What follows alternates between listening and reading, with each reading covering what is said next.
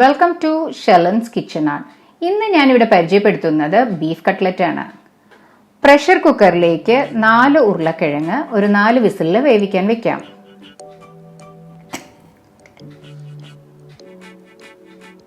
ഇപ്പം 4 വിസിൽ വന്നിട്ടുണ്ട്.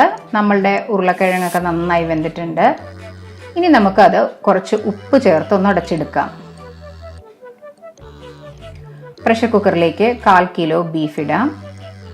2 വെളുത്തുള്ളി ചതച്ചത്, ഒരു ചെറിയ കഷ്ണം ഇഞ്ചി ചതച്ചത്, ആവശ്യത്തിന് ഉപ്പ്, ഒരു പിഞ്ച് മഞ്ഞൾപ്പൊടി, 1 സ്പൂൺ ഗരം മസാല, ഇവയെല്ലാം ചേർത്ത് നന്നായിട്ടൊന്ന് മിക്സ് ചെയ്യാം.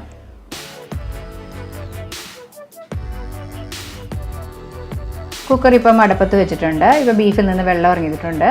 എന്നാലും നമുക്ക് കുറച്ചൊരു 1/4 ഗ്ലാസ് വെള്ളം കൂടെ ഒഴിക്കാം. ഇനി അത് പ്രഷർ കുക്കർ അടച്ചു വെച്ചിട്ട് ഹൈ ഫ്ലെയിമിൽ 1 വിസിൽ വന്നതിന് ശേഷം ഒരു 6-7 വിസിൽ വരുത്തിയെടുക്കാം. ഇപ്പം നമ്മുടെ കുക്കറിൽ ഇറച്ചിയൊക്കെ നന്നായിട്ട് വന്നിട്ട് വെള്ളമൊക്കെ വറ്റി വന്നിട്ടുണ്ട്. ഇപ്പോൾ വെള്ളം ഉണ്ടെങ്കിൽ നമുക്ക് വറ്റിച്ചെടുക്കാം. ഇനി നമുക്കത് മിക്സിയിൽ ഒന്ന് അടിച്ചെടുത്ത് കീമയാക്കാം.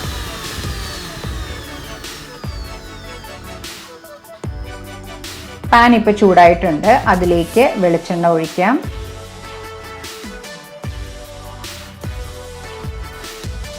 രണ്ട് ചെറുതായി കൊത്തിയരിഞ്ഞ സവാള ഇടാം.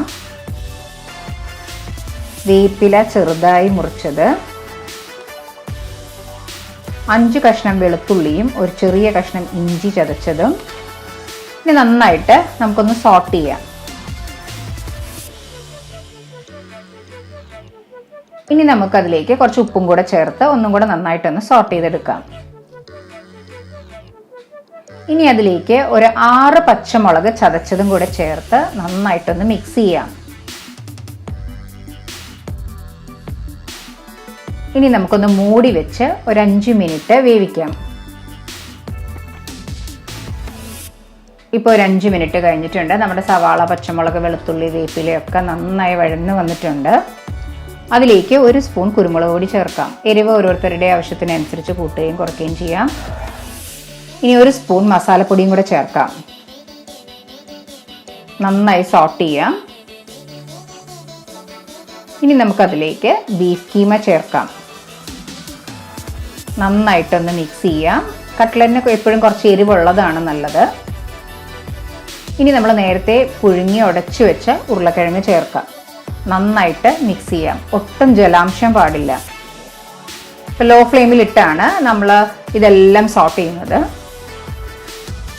ഇതെല്ലാം നന്നായി മിക്സ് ചെയ്തെടുക്കുക. ഉപ്പ് ആവശ്യമാണെങ്കിൽ കുറച്ചിടാം. ഇപ്പം എല്ലാം നന്നായി മിക്സായി വന്നിട്ടുണ്ട്. ഇനി ഗ്യാസ് ഓഫ് ചെയ്യാം. 2 മുട്ട അടിച്ചെടുക്കാം. അതിലേക്ക് അല്പം ഉപ്പ്, 1 സ്പൂൺ കോൺഫ്ലോർ ഇവ ചേർത്ത് നന്നായിട്ട് ഒന്ന് ബീറ്റ് ചെയ്തെടുക്കാം. ബീഫ് നമുക്ക് ഓരോന്നും കട്ട്ലേറ്റിൻ്റെ ഷേപ്പാക്കി റൗണ്ടാക്കി എടുക്കാം.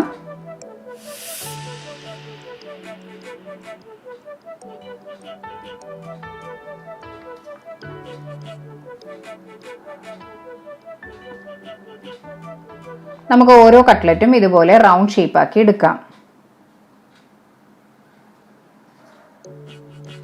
ഇപ്പം നമുക്ക് കറക്റ്റ് ഷേപ്പ് കിട്ടുകയാണെങ്കിൽ ഈ എഡ്ജ് നമ്മൾ കയ്യിൽ വെച്ച് ഒന്ന് പ്രസ് ചെയ്ത് കൊടുക്കണം. അപ്പോൾ നമുക്ക് നല്ല കറക്റ്റ് റൗണ്ട് ഷേപ്പ് കിട്ടും. എല്ലാം അങ്ങനെ ഷേപ്പ് ചെയ്തെടുക്കാം. ഇനി മുട്ട മിശ്രിതത്തിൽ മുക്കി നമുക്ക് ബ്രെഡ് ക്രംസിലേക്ക് ഇടാം. അങ്ങനെ എല്ലാം നമുക്ക് മുട്ട മിശ്രിതത്തിൽ മുക്കി ബ്രെഡ് ക്രംസിലേക്ക് ഇടാം. ഇനി നമുക്ക് ബ്രെഡ് ക്രംസിൽ നിന്ന് എടുത്ത് നമുക്ക് വേറൊരു പ്ലേറ്റിലേക്ക് മാറ്റാം. അങ്ങനെ എല്ലാം നല്ല കട്ട്ലറ്റ് ഷേപ്പാക്കി എടുത്തിട്ടുണ്ട്. ഇനി അതിലേക്ക് കുറച്ച് ബ്രെഡ് പൊടിയും കൂടെ തൂവാം മുകളിലേക്ക്. പാൻ ഇപ്പം ചൂടായിട്ടുണ്ട്. അതിലേക്ക് എണ്ണ ഒഴിക്കാം. ഒരുപാട് എണ്ണ ഒഴിക്കേണ്ട, കുറച്ച് എണ്ണ ഒഴിച്ചാൽ മതി. ഇനി നമുക്ക് ഓരോ കട്ട്ലറ്റ് അതിലേക്ക് ഇട്ട് കൊടുക്കാം.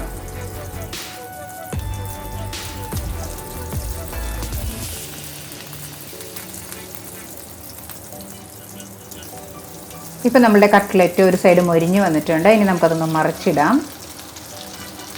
നല്ല ഗോൾഡൻ ബ്രൗൺ ആവുന്നത് വരെ നമ്മളിത് ഫ്രൈ ചെയ്തെടുക്കണം. മീഡിയം ഫ്ലെയിമിൽ വേണം ഇടാൻ, ഹൈ ഫ്ലെയിമിൽ ഇടരുത്, കരിഞ്ഞു പോകും. ഇപ്പം നമ്മുടെ കട്ട്ലറ്റ് നല്ല ഗോൾഡൻ ബ്രൗൺ ആയിട്ടുണ്ട്. ഇനി നമുക്കതെല്ലാം ഒന്ന് കോരിയെടുത്ത് വേറെ പ്ലേറ്റിലേക്ക് മാറ്റാം.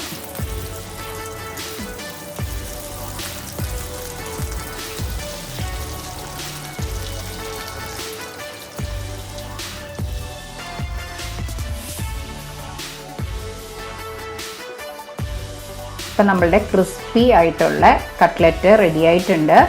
എല്ലാവരും ട്രൈ ചെയ്ത് നോക്കുക. നിങ്ങൾക്ക് ഇഷ്ടപ്പെട്ടെങ്കിൽ ലൈക്ക് ചെയ്യാനും ഷെയർ ചെയ്യാനും സബ്സ്ക്രൈബ് ചെയ്യാനും സപ്പോർട്ട് ചെയ്യാനും മറക്കരുത്.